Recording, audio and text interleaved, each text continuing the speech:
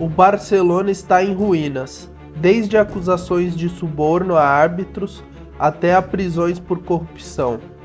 O Barça chegou à beira de fechar as portas. Mas como eles chegaram a esse ponto? Antes de te dizer, eu quero te perguntar, quanto tempo você passa no YouTube ou nas redes sociais? E por que não ganhar dinheiro com isso? Esse é meu terceiro canal e com eles consegui largar meu emprego e trabalhar de casa. E para isso, eu só precisei do método YouTuber Pro, que está no valor de R$ 97,00 no primeiro link da descrição.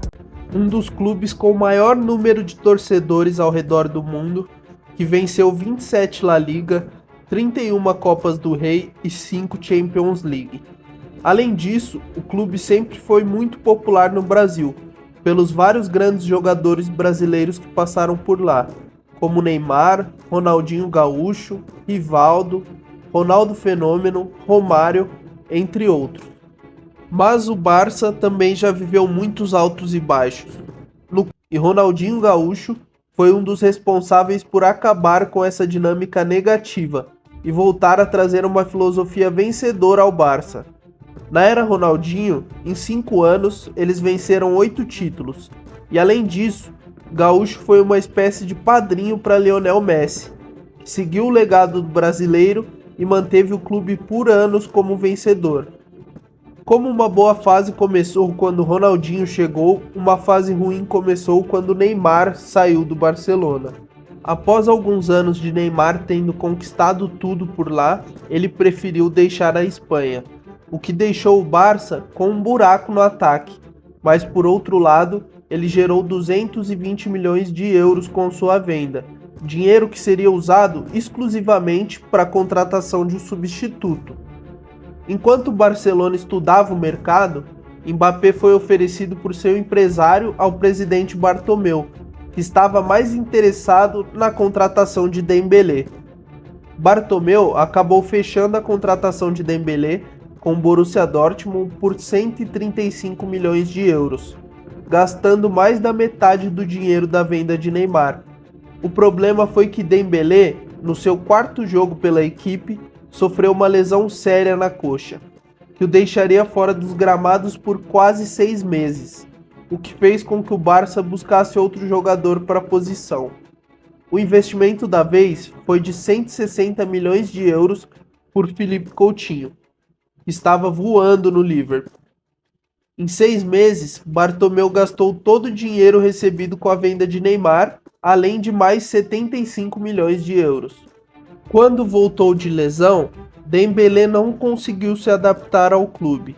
Foi acusado de se preocupar mais em jogar videogame e de chegar sempre atrasado ao clube, além de se alimentar só com fast food, o que comprometeu seu físico e contribuiu para as seguidas lesões. E Coutinho também não conseguiu desempenhar o futebol que apresentou na Inglaterra, o que fez com que o Barcelona o emprestasse ao Bayern de Munique.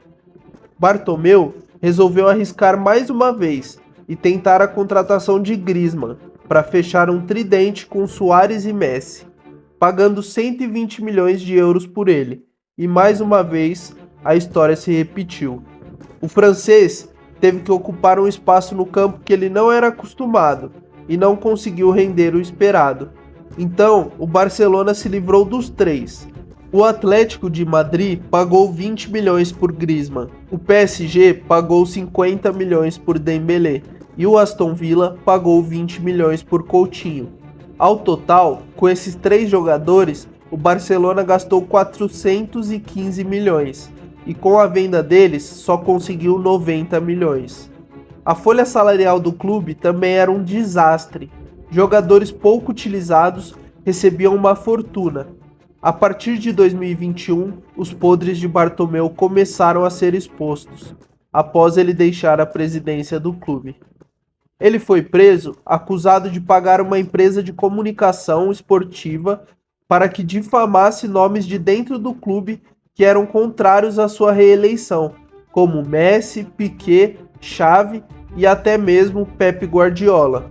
O novo presidente do Barcelona divulgou que quando assumiu o clube havia mais de 1 bilhão de euros em dívidas e além disso também gastava 110% da sua receita em salários. enquanto a La Liga estabelece um limite de 70%. Isso fez com que o clube não pudesse renovar o contrato de Messi, mesmo que ele desejasse permanecer no clube. Os bastidores se tornaram uma bagunça, o que refletiu e muito dentro de campo. O Barcelona também permitiu a saída de Suárez quase de graça ao Atlético de Madrid, e ele acabou sendo campeão da La Liga por lá, comandando o time. Tudo isso fez com que o atual presidente Laporta tivesse que tomar medidas rápidas para conseguir sanar algumas dívidas do clube.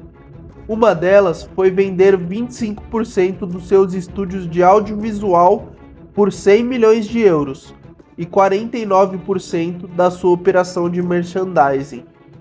Essas medidas foram eficazes no curto prazo, mas os riscos para o futuro são altos.